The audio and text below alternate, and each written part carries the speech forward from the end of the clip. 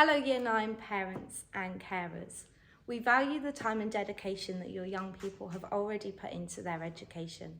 At this stage in their journey, they'll be soon choosing their GCSE subjects.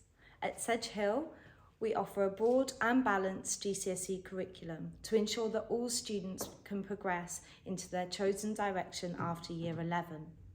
Students will have a range of support from teaching staff, heads of department, as well as pastoral guidance to assist them in their decision-making process, to ensure that they choose courses that not only support their academic achievements, but their attitudes and interests.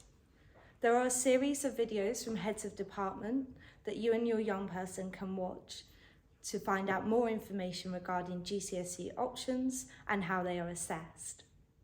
There will also be assemblies and an information evening. In the meantime, if you have any questions, please don't hesitate to contact me.